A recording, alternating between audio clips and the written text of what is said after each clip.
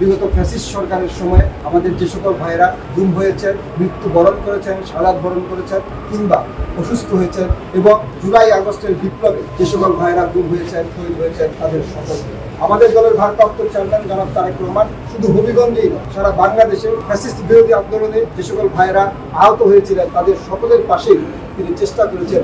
চিকিৎসার সাহায্য কীভাবে পৌঁছানো যায়, যতটুকু সাহায্য করা যায় তার পাশে সবসময় তাদের পাশে দাঁড়ানো।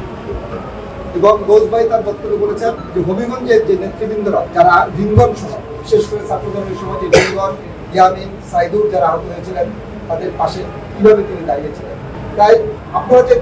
সকলেই জানেন যে বিগত ফ্যাসিস্ট সরকারের সময় অধিকারের একটি হিসাব মতেই শুধু 2699 জনের মতো শুধু বিচার বহির্ভূতভাবে খুন করা হয়েছে। 1.5 লাখের উপরে বিএনপি নেতাকর্মী যারা 1.5 লাখের উপরে শুধু মামলায় জর্জরিত হয়েছে, এবং আমাদের অনেক নেতাকর্মী কিন্তু সেই সময় গুম হয়েছে যাদের আমরা এখনো কোনো সন্ধান পাই।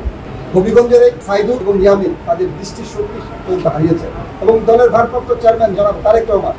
তিনি গৌস ভাই এবং এই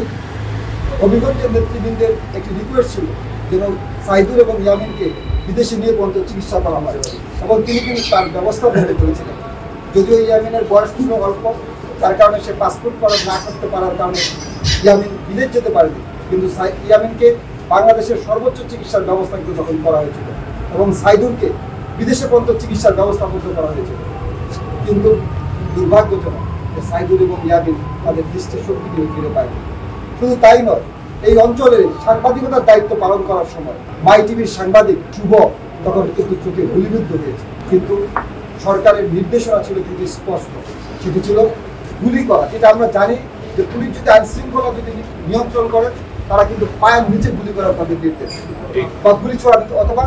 আকাশের দিকে ফায়ার জানিয়ে তারা কিন্তু তখন বুকের দিকে অথবা মুখের দিকে তাক করে তারা তখন গুলি করে, যার কারণে কিন্তু আমাদের সেই সিরাজগঞ্জের বেরি থেকে শুরু করে আমাদের অনেক নেতাকর্মী কিন্তু তখন এই পুলিশের ছড়া গুলিতে দৃষ্টিশক্তি হারিয়েছে। এই জুলাই আগস্টের বিপ্লবে প্রায় 700 জনের মতো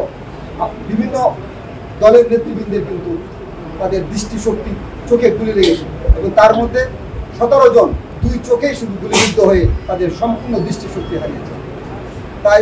ওই ফ্যাসিস্ট সরকার কিন্তু দিয়েছে, কিন্তু ফ্যাসিস্ট সরকার চলে গেল, তাদের যে প্রেতাত্মা তারা রেখে গেছেন তারা কিন্তু এখনো বিভিন্ন মন্ত্রণালয়, অধিদপ্তর সকল জায়গায় তারা কিন্তু তারা কিন্তু এখনো চেষ্টা করছেন কিভাবে এই দেশে আবার ফ্যাসিস্টদের আগমন ঘটানো যায়। এই ব্যাপারে কিন্তু আপনাদের সকলকেই সজাগ থাকতে হবে, এবং আপনারা পারবেন এই দেশকে সুন্দরভাবে গড়ে তুলতে, এবং এই দেশে অবশ্যই আপনারা পারবেন দেশনেত্রী বেগম খালেদা জিয়া এবং দলের ভারপ্রাপ্ত চেয়ারম্যান জনাব তারেক রহমানের হাত ধরে আপনারা দেশকে কিভাবে সুন্দরভাবে গড়ে তোলা যায় তার দায়িত্ব নেবেন। তাই আপনারা